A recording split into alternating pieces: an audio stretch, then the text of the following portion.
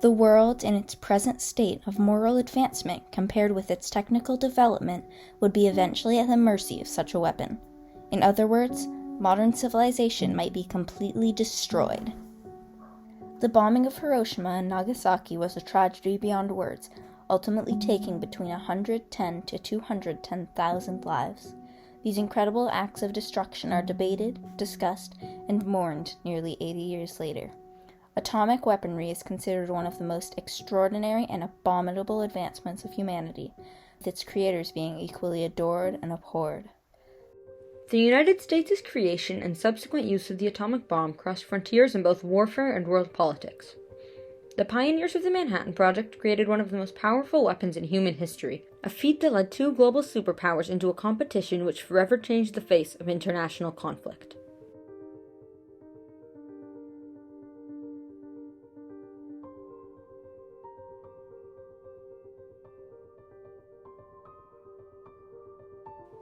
In December 1938, Otto Frisch and Lise Meitner discovered the possibility of nuclear fission, the concept that the nucleus of an atom could be split upon impact with another atom.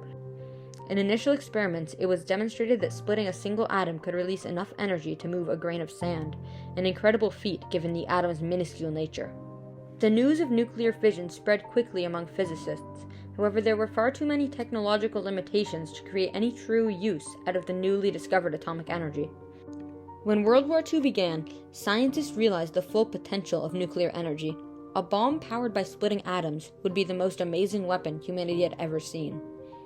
Physicists internationally now knew of nuclear fission. The possibility of harnessing this energy had become less a matter of how, and more so a matter of when.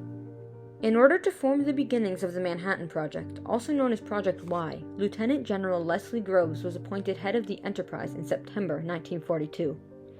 Roughly a month later, Groves selected Julius Robert Oppenheimer as the chief physicist and head of the project's scientific operations. Groves and Oppenheimer, along with their team of physicists, engineers, and other scientists, became key pioneers of the atomic age. Their leadership allowed the Manhattan Project to cross frontiers that would forever change how the world approached conflict.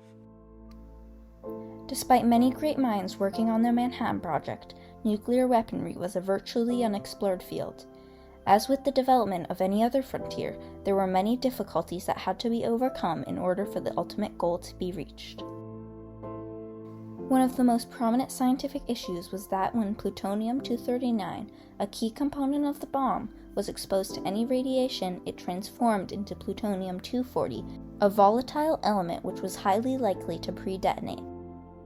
This metamorphosis caused engineers to give up entirely on the plutonium gun detonation method, the main theory for Thin Man.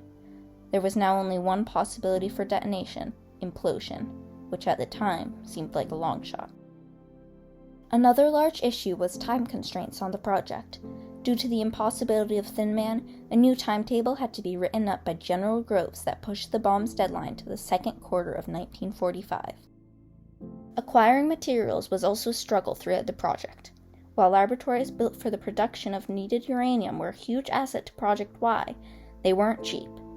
The Manhattan Project ended up costing $41,450,299,266 in today's dollars. At 5:30 a.m. on July 16, 1945, the world's first atomic bomb was dropped at the Trinity test site, 210 miles south of Los Alamos. Scientists and military officers alike watched as the bomb detonated with a blinding flash. Shockwaves shook at least 160 miles of desert from the drop point.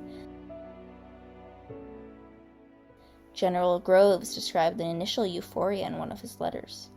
"The test was successful beyond the most optimistic expectations of anyone," he wrote to the Secretary of War. Oppenheimer stated that his first thought upon watching the successful test was a poem from the Hindu holy book. If the radiance of 1,000 suns were to burst at once into the sky, that would be like the splendor of the Mighty One. At 8:15 a.m. on August 6, 1945, the United States dropped their first atomic bomb for a B-29 bomber. Little Boy detonated at Hiroshima with a force equivalent to 12.5 kilotons of TNT, flattening roughly 5 square miles of the city and resulting in an estimated 120,000 deaths within the following 4 days.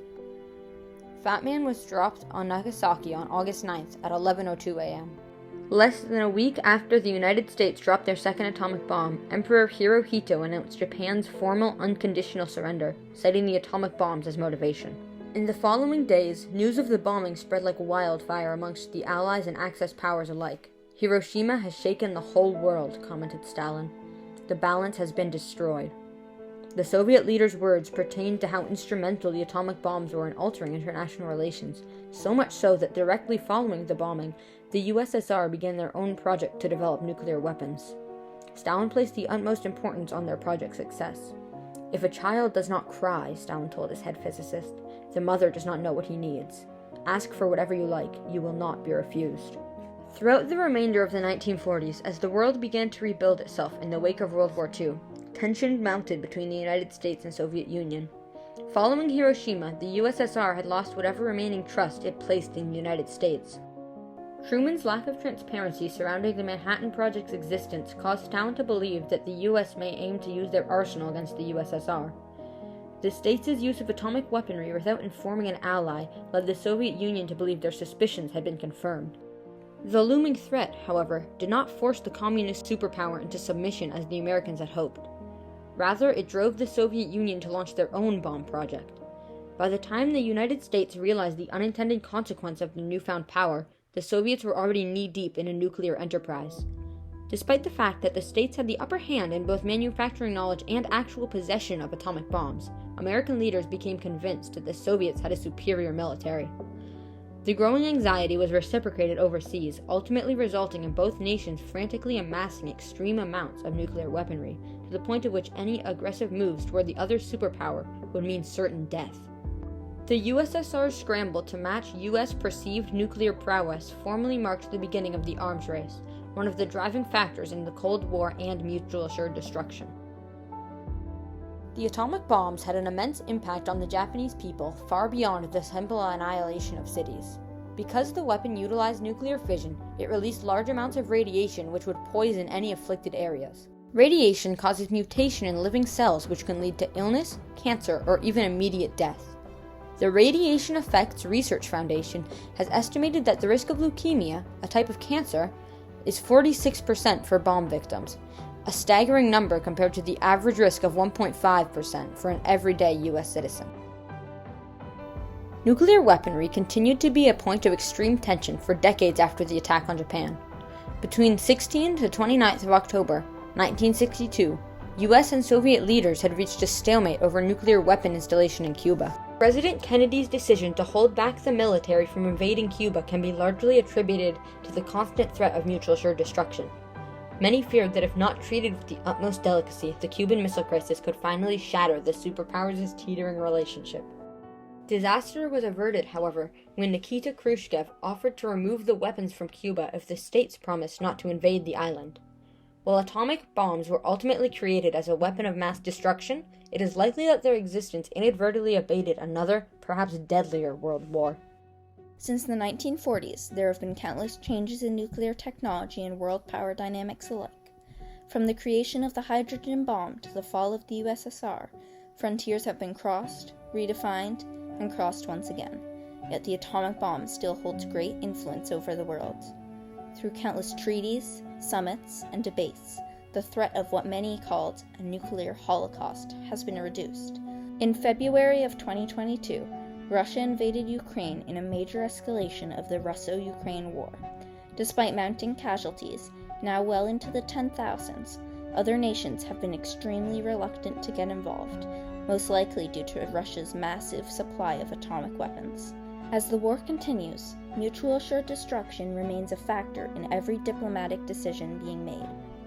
While monetary aid has been sent to Ukraine from a few NATO countries, the shadow of potential world war, especially with the extreme power of nuclear weapons, has prevented any other countries from truly getting involved. Although decades upon decades have passed since its creation, the atomic bomb remains one of history's most definitive chapters. As Oppenheimer quoted upon realizing that humanity had crossed a frontier never thought possible, and stood holding the ultimate power of destruction at our fingertips, "Now I am become death, the destroyer of worlds.